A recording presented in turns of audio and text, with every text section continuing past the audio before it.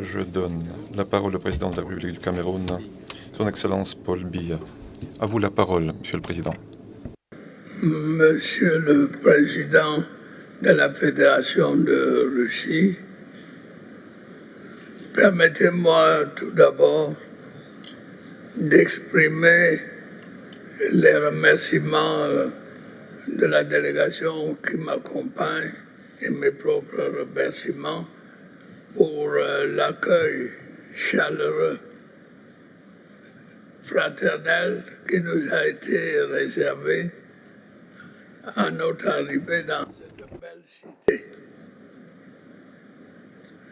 Je voudrais en même temps exprimer la gratitude de l'Afrique et du Cameroun en particulier pour ce sommet qui permettra assurément de renforcer la coopération entre l'Afrique et la Fédération de Russie. Certaines personnes sont peut-être un peu étonnées par l'intérêt que la Fédération de Russie marque pour l'Afrique, mais cet intérêt est ancien. Je dois rappeler, et tout le monde le sait, que dans les années 1960, pendant que l'Afrique luttait pour accéder à la souveraineté, la Russie a apporté à l'Afrique et à sa lutte un appui sincère et efficace. Nous voulons, une fois encore, remercier ce grand pays. L'Assemblée, le forum d'aujourd'hui est la continuation de cette coopération qui a été bénéfique pour l'Afrique. Aujourd'hui, le monde est confronté à beaucoup de problèmes, la sécheresse, la crise, sans parler du Covid que nous avons rencontré, qui a fait des ravages.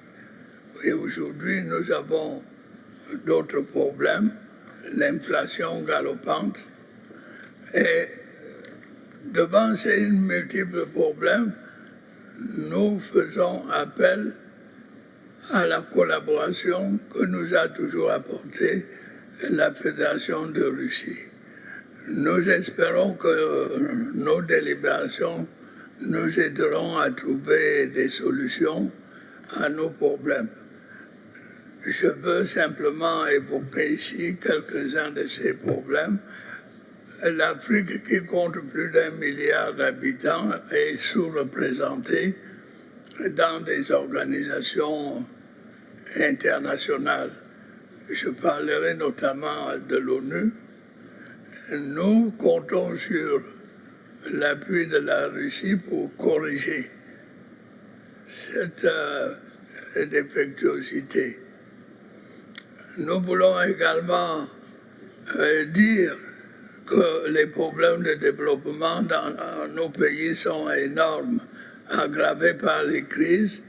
Nous souhaitons que la Fédération de Russie, comme par le passé, continue à nous soutenir pour trouver des investissements, des fonds pour investir. Nous souhaitons que, par exemple, on demande au FMI de refaire une émission de DTS pour accroître les financements des économies du tiers-monde et de l'Afrique en particulier. On a évoqué aussi les problèmes de la sécurité, le terrorisme.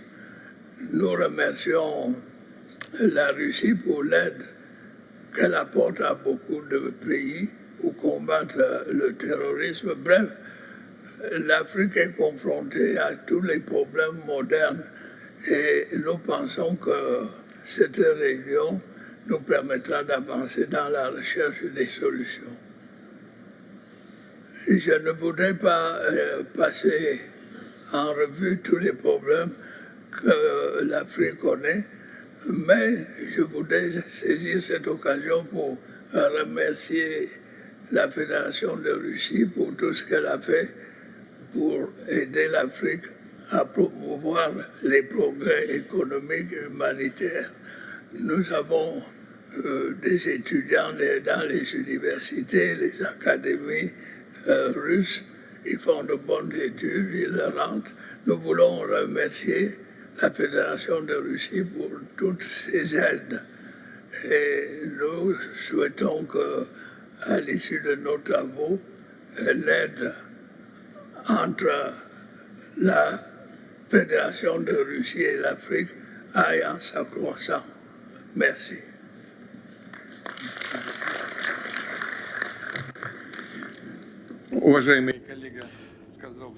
Merci. Monsieur le Président, notre collègue vient de dire que certains sont étonnés par l'attention croissante de la Russie vers l'Afrique. C'est peut-être pas l'étonnement, c'est une attitude un peu inquiétée.